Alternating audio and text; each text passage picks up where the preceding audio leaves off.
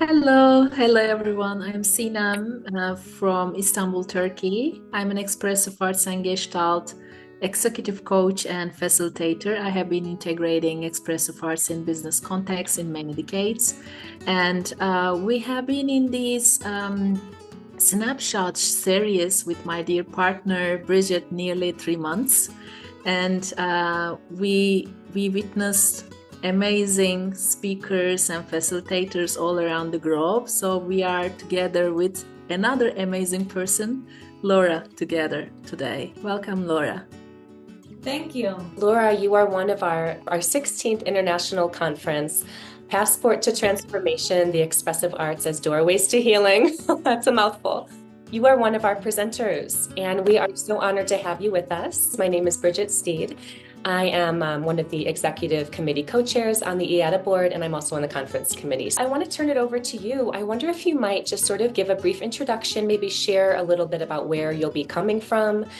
And if you want to share, this is exciting, the title of your workshop sounds really, really intriguing, and maybe a brief summary about your workshop. I am an expressive arts practitioner. I'm also a flamenco dancer. I am now based in Spain, so I will be coming to the conference directly from Spain, where I was born and raised. I spent 10 years in Boston developing my emerging expressive arts practice called Expressive Flamenco, which is a combination of flamenco with other expressive arts for healing purposes. This autobiographical practice was developed during different moments in my life where I needed to reach to the arts to heal personal trauma. And so my own personal process became this emerging practice that now it's being presented worldwide, and it's called Expressive Flamenco. The name of my presentation in this conference is Expressive Flamenco to Heal Trauma, Process Grief, and Deconstruct Ableism. This work is inspired by my personal journey as an immigrant woman in the United States and the mother of two, one of them with multiple disabilities. So my work, my presentation is going to be about how Expressive Flamenco became my tool to embrace a reality that I didn't expect, how to overcome birth trauma, and to deconstruct my own internalized ableism just by landing in the community of disability with my second child. So I will be talking about a performance that I have developed that is called Welcome to Holland, and is inspired in a metaphor of how sometimes you envision your life to be a trip to Italy, and then you make all these wonderful plans and envision everything, and then all of a sudden you show up in a completely different reality, which is Holland. Holland is beautiful and is wonderful, is just different from what you anticipated. So how can you be yourself back again in that new reality? So I created this interdisciplinary performance with flamenco at the core. So I will be sharing different pieces, like videos from the performance, and then facilitating an embodiment practice with all the participants to experience what it is, the expressive flamenco, the essence of expressive flamenco. Wow, it sounds really fascinating.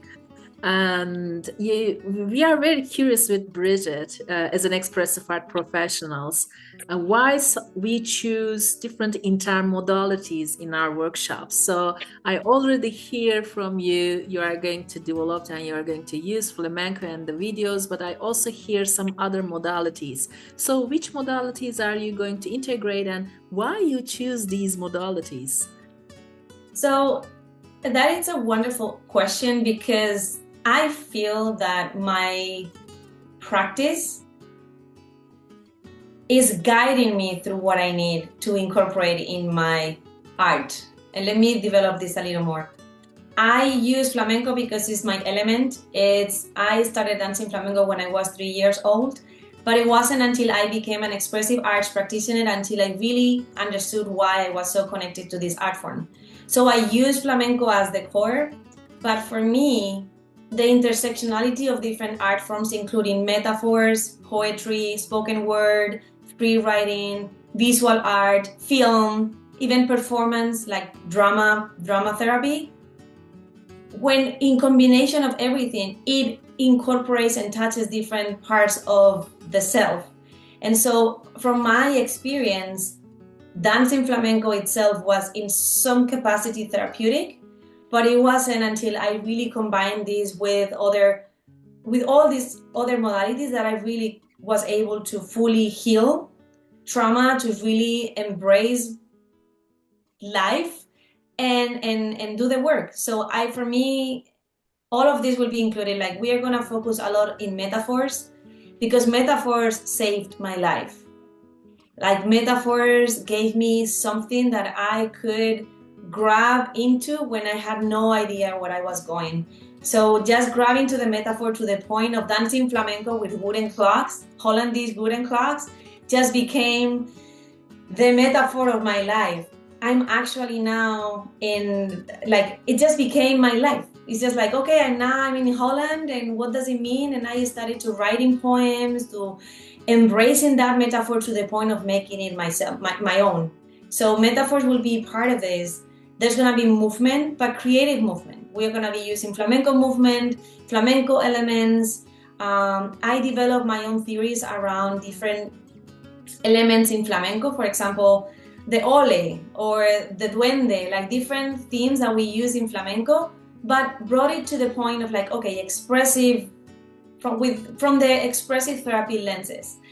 And there's also going to be performance. We're going to be using video, because I've experienced a lot of power into presenting a vulnerable story in a theatrical way that can really transcend and get to the audience in a therapeutic and healing way. Absolutely. There's something really powerful about being witnessed, in that way. And you're kind of answering the question, but I think for some viewers watching, and they're thinking, well, I don't know how to dance. Like, I can't dance, so I can't do this. Is this about skill? Do they have to sort of know how to move? That's another wonderful question. And no, there's no need to know how to move.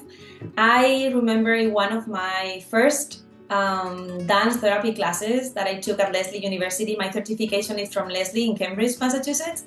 And so when I was there, one of my teachers says, there's no right or wrong movements. So that's the center of my work. There's no right or wrong way of doing the work.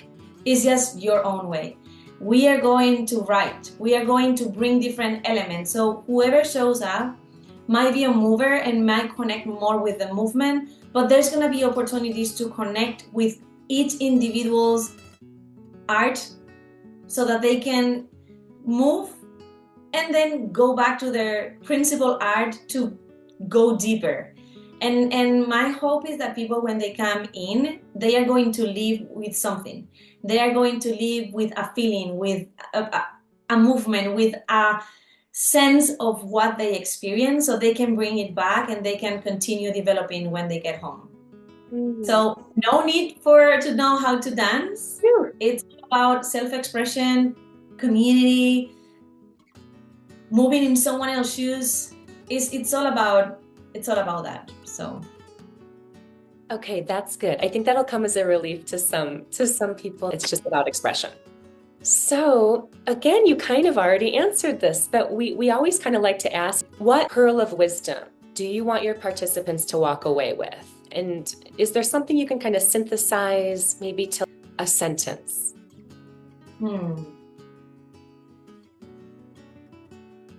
I would love people to leave with something to reflect on how we can build a world, an inclusive world where we all belong. Thank you. That's beautiful. Thank you. Yeah, it really touched me. I always inspire when we bring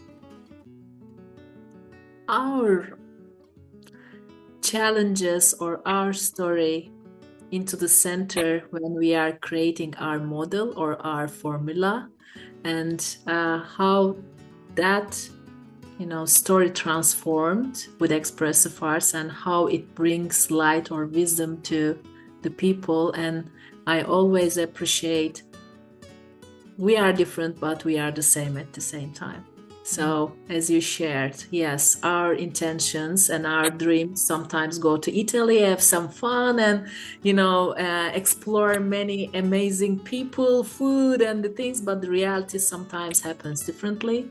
So how we are going to be with our resources is an amazing way of offering and exploring together. So we are looking forward, Laura. Thank you for that. And we always would like to bring some playfulness in our video series.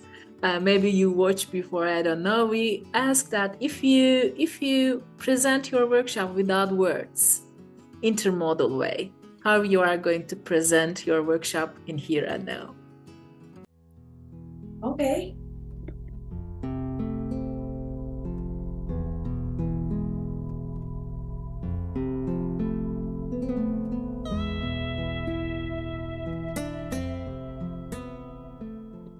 You inspire me to want to do some moves.